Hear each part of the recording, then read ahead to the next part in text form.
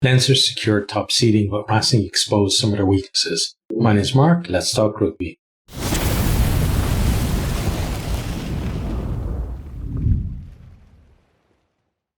Leinster come into this game as heavy favourites to secure that top spot in the pool. But, Racing came to play as well. Leinster started off on attack. They were applying pressure. Racing get pinged for offside. They have a 5-metre tap penalty from Leinster, but Conan can't keep hold of the ball. He knocks on. Leinster early on to dominate possession, but they do have the usual fast tempo there, but they're missing accuracy and their discipline as well as letting them down. Racing defence is holding strong, and they have the ability to get in there and win the penalties at crucial moments as well. But the pressure that Leinster are applying finally tells. Leinster put the ball through the hands. Ringrose goes through a hole. He offloads to Jimmy O'Brien, who scores in the corner. Ross Byrne converts from out wide, and we're at 7-0. Leinster then begin finding holes in the Racing defence and making some decent ground. Racing, they're trying to respond. Russell gets himself through a hole. He offloads to Wade, who goes pretty close to scoring, but the move breaks down. We come back for a penalty advantage. Racing then put it into the corner. Kelleher comes right around the side of the maul. He gives away another penalty. Back into the corner again. But this time Leinster steal the line out. James Ryan with that one, and they're able to clear. Racing, though, they're starting to play a bit more. Russell is more involved. He's actually running kicks back rather than kicking as he was earlier in the game. They put a decent move together, and Larmour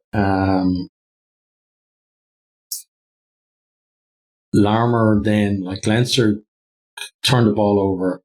Larmour gets himself a yellow card because Byrne decides to cross kick in his own half, just from the edge of his own 22. Larmour knocks the ball down deliberately. He gets a yellow card, 10 minutes in the bin for him. Racing put the penalty into the corner. Leinster are able to get into the maul and turn the ball over, but then Racing win the penalty at the scrum. Leinster were under a lot of pressure there. The scrum was an area of concern for Leinster all through the game. Generally, as well, Leinster are feeling the pressure at this stage. Racing go to the corner again. They win another penalty. Leinster are given a warning by the ref. Into the corner again. They set the maul, and Tarry basically bursts through the Leinster maul defence to score. Russell misses the conversion, but we're at 7-5. Racing definitely in the game at this stage. Leinster then decide to tighten things up for a while. They're going with kind of, pick and goes and one-out carries, that kind of thing. Get themselves in a decent position in the Racing half. Tarry gets pinged for tackling on the floor. Leinster go into the corner. Larmour comes back on the field at this stage now after his sin bin. But then Leinster give away a silly penalty. Basically, obstruction at the line out. Doris getting in between the jumper and the maul defence.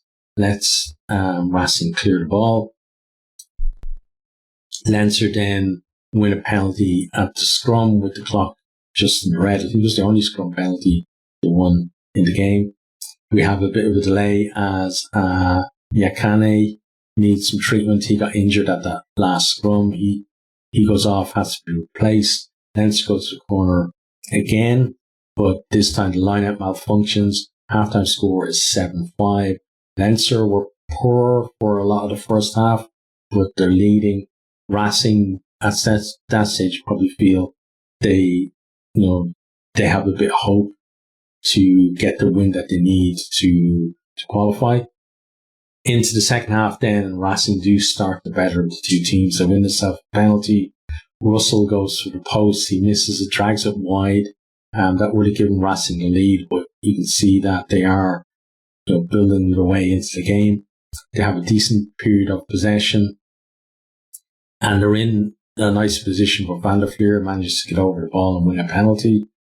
Leinster then marched their way upfield, but then they concede a penalty at the breakdown, and that's the way it was going for a while. Was neither team could really hang on the ball for that long, because either they make a mistake or they wouldn't secure their own ball at the breakdown, and they give away the penalty for holding on. Gallant then, ball is kicked to him, and he's kicking clear, but it gets charged down by, I think it was maybe it was Larmer. I'm not sure, but it was one of the Leinster backs anyway, charges the ball down, and that puts everyone on side, and almost the entire Racing team then are in behind the Leinster defence. They get the ball to Russell. He draws to cover the fence and puts Wade over in the corner. He then hits the post with conversion attempt, but Racing are in front at 10-7. And you feel like at this stage, Leinster kind of creaking a little bit, that if they can add on some scores from there, they could actually get that upset win. But Leinster, maybe sensing that, immediately make changes. They bring on Maloney and Sheehan in the pack, and they have a pretty good impact. Leinster make a break. Sheehan goes charging down the wing close to the line, slips the ball off to Keenan, and he goes over to score. Rossburn and Gary Ringrose were involved in the build-up to that one as well, with some good play. Conversion missed. Leinster back in front 12-10. Racing then come back again. They're applying some more pressure. There's a great 50-22 kick from Gallant, gets them into a good position, but Leinster get the penalty because this time it's Racing obstructing in the line-out. Exactly the same thing, getting in between the jumper and the maul defence. Leinster clear, and then Leinster, you could feel that they've upped the pace at this stage. They're making good ground. Ryan Baird is on now. He's heavily involved, carrying. Racing do manage to win a penalty to halt them, because James Ryan comes in at the side of it with a silly penalty to away from him. But then we have a Larmer break for Leinster, gets them into good position in the Racing half. They work their way into the 22, and then Ringrose and O'Brien almost combine to score in the corner, but the ball is knocked on. Come back for a penalty advantage from there. Leinster go to the corner, and they're looking to put a bit of daylight between the teams and just stretch that lead out. They go with a quick line out to Conan at the front. The pack get in behind them. They kind of catch Racing on the hop, and Van der Fleer is able to score. Conversion miss at 17-10. Racing, they're trying to get themselves back in the game, keeping the ball alive, with kind of just offloading the ball in the tackle and stuff like that. Russell and Garrick, in the same kind of move on two separate occasions, do the same thing, but getting forced back. Leinster forced the penalty, and you can see that the momentum really is with Leinster now as they're coming towards the final quarter of the game. Then the Byrne brothers combine to put O'Brien through a gap. He's got Keenan on his shoulder, passes the ball off to him, and he goes over. It's converted, and we're 24-10. Bonus point secured for Leinster. We then have like a Leinster move in their own half. There's kind of a loose pass out to Ringrose, and as it's bouncing, he kicks it through, and then shows really good pace to be first to the ball.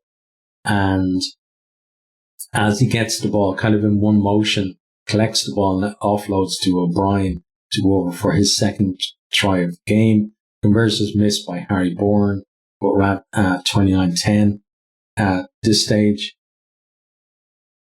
Then we have Racing come again, trying to get another try.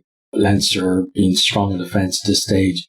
Great hit by Ringrose, leads to another turnover for Leinster. They're able to clear. They work their way upfield, and then Ringrose is able to get in to add that final try with the last play of the game for Leinster. It's converted from the sideline. Final score is 36-10. Leinster, they got the win, but there's plenty of things for them to work on for the knockout stages. We saw through the group stages their set piece under pressure. We saw them have troubles with ball security when the opposition, targeted the breakdown. And we also saw problems with the discipline. They're giving away way too many penalties. If they come up against the likes of a Saracens or a La Rochelle in the current form and knockout stages, you can see them being knocked out again. So a lot for them to improve on. Racing about the competition at this stage. They were in the game for like 60 odd minutes, but kind of their performance today kind of reflects how they were in the competition as a whole. There were flashes of some really good play, but overall just not good enough.